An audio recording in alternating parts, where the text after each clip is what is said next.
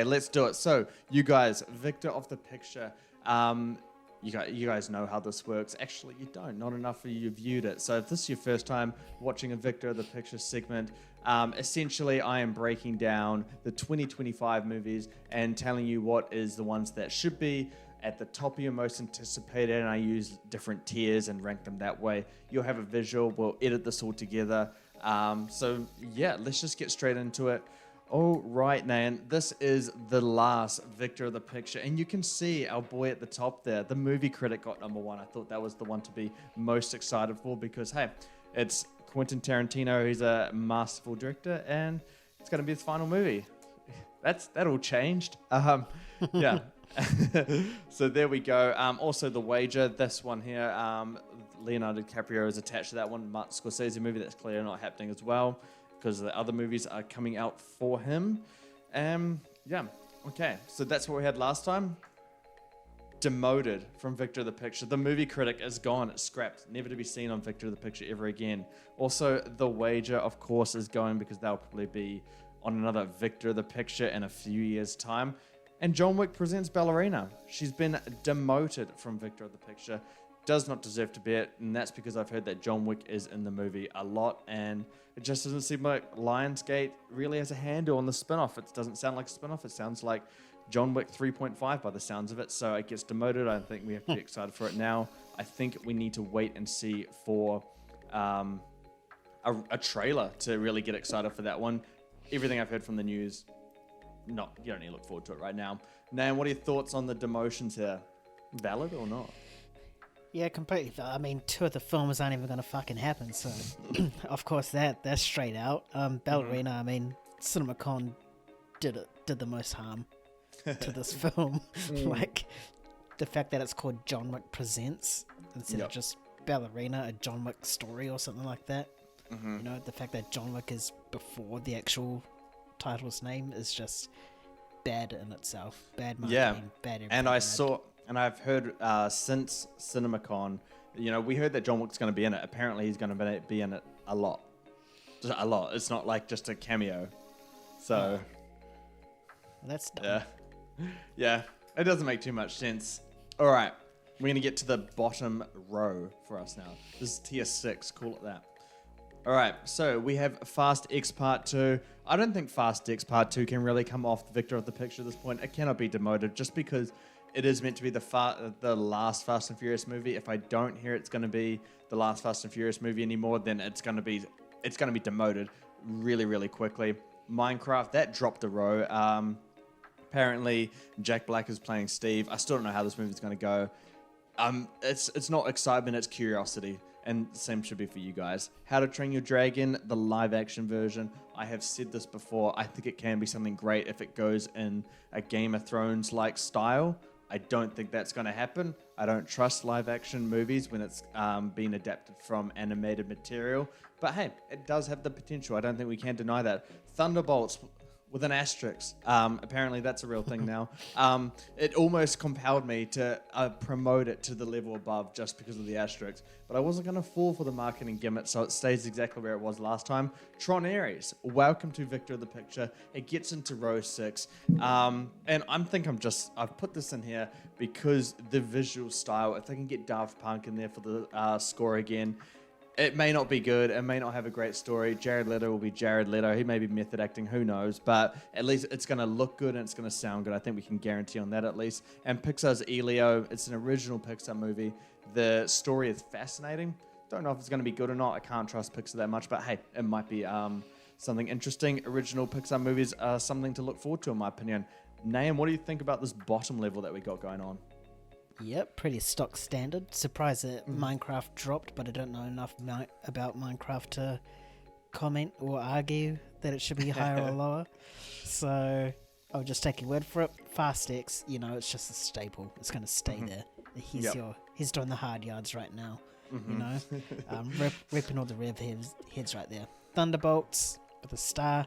I mean, most of the intriguers in regards to the star's going to be a terrible film probably, but hey, that star, that asterisk, that's what everyone's going to be talking about. Everyone's going to be talking about that little thing there next to the S rather than that word. Tron Ares. I haven't seen enough Tron. I think I watched the last Tron when it first came out. Like, Tron Legacy? yeah, like, what, 2009? Haven't Seen it since, but I do know that it is a visually impressive movie, and the fact that it's been like, I can't quick math, 15-ish odd years, a bit more. I think it's going to be pretty much like Avatar, the visual style is just going to make it so much more better. And Elio, Pixar original. You can't bet against the Pixar original. Exactly. Yeah. Completely agree, and that's why they are there. Referring to your comment about Minecraft, this movie is a live-action version. I just don't know how it can go. The only thing to really be excited for is the fact that it is Minecraft and the fact that they are doing it live-action. Funnily enough, those two both give you a reason to not be excited and to be excited. It's just we're gonna have to really wait and see for the trailer to get any kind of excitement for that movie. But I don't really trust Jack Black or Jason Momoa in a movie like this. So hey, that's just me. All right, row 2. We have the untitled Jordan Peele movie. Will this movie ever get a name? I don't know. Let's just leave it as untitled Jordan Peele movie because I feel like it's been like that forever. Still haven't heard anything about it. It's only there because of Jordan Peele. Aang, The Last Airbender. Since we did the last one, it has been titled as Aang, The Last Airbender. And that's a pretty cool name for this. I think it's going to be something really exciting. Great to see those characters continuing their journeys and with the same creators that did the animated TV series. Ryan Coogler's supernatural thriller with Michael B. Jordan as twins. I think that is something to really look forward to. I think it's going to be something special. The studios had a huge bidding war over that movie, so there must be a reason for it. I think it could be something quite special. And look, new to Victor of the Picture, A Complete Unknown, the James Mangold film starring Timothée Chalamet as Bob Dylan. Timothée Chalamet will be doing his own singing and playing Bob Dylan. I think that's something to really be excited for. You're just going to see Timothée Chalamet just being more versatile as an actor already. And no, don't say that Wonka is Timothée Chalamet's like musical kind of debut. This is really going to be something where he's really going to stretch his legs in that singing area. And promoted is Fantastic Four. Fantastic Four got promoted just a little bit.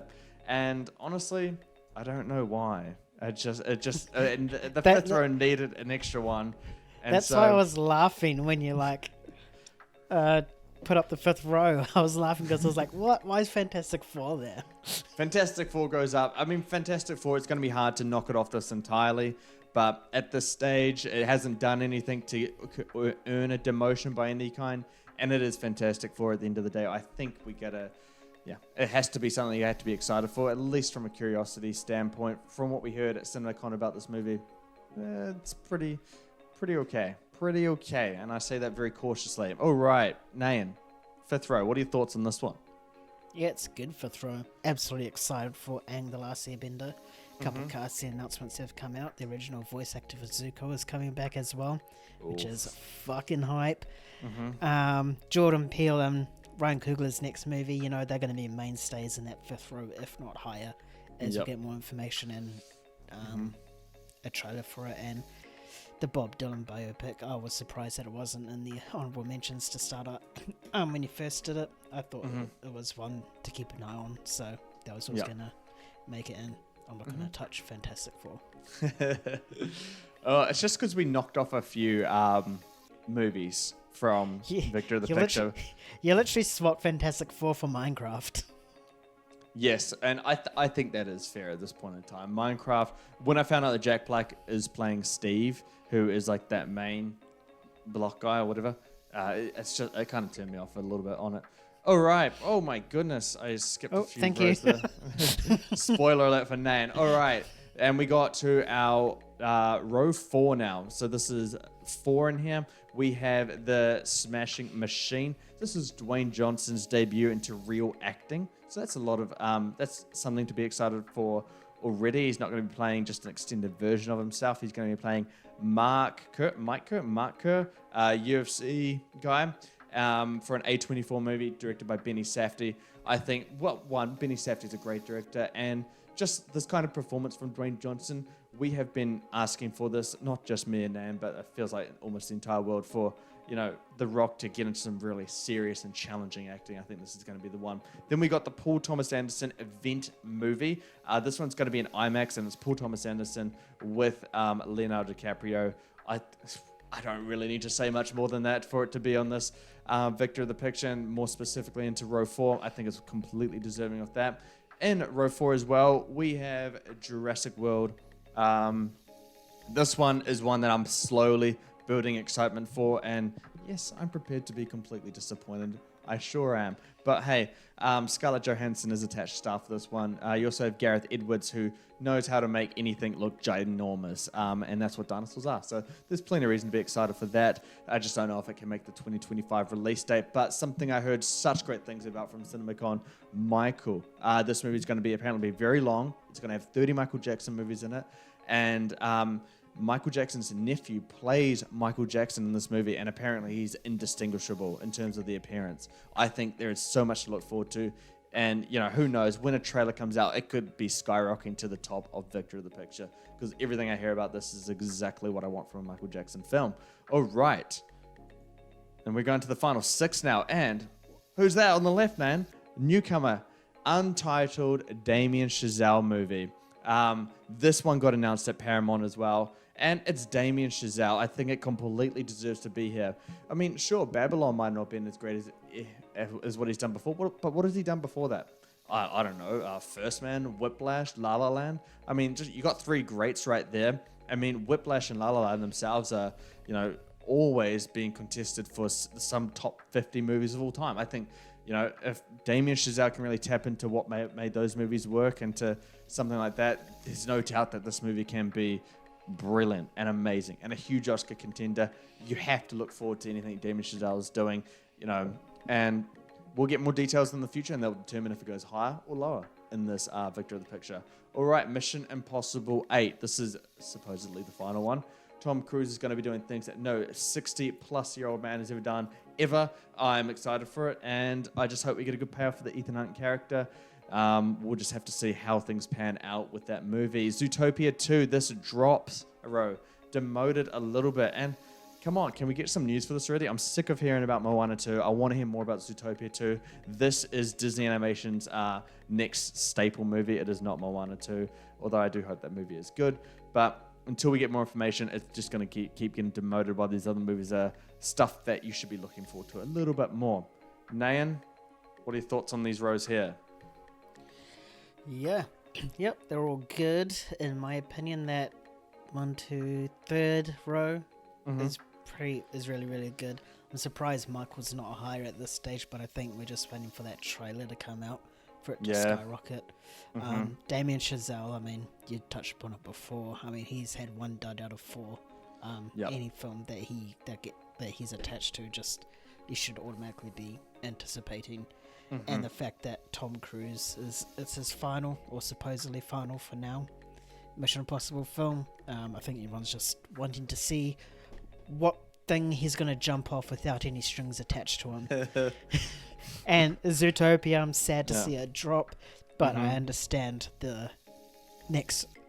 I understand because I see and I saw what the I spoiled it, unfortunately, for him.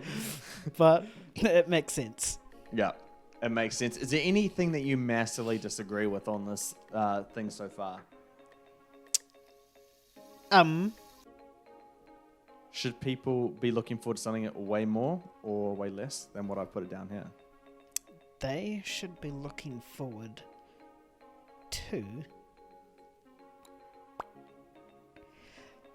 I reckon Jordan Peele's film could have jumped up into that 3rd row in the spot for The Rock. I mean, yeah, he's doing serious acting, but I think Jordan Peele's films, he's just been consistently fantastic, and they've all been really, really good.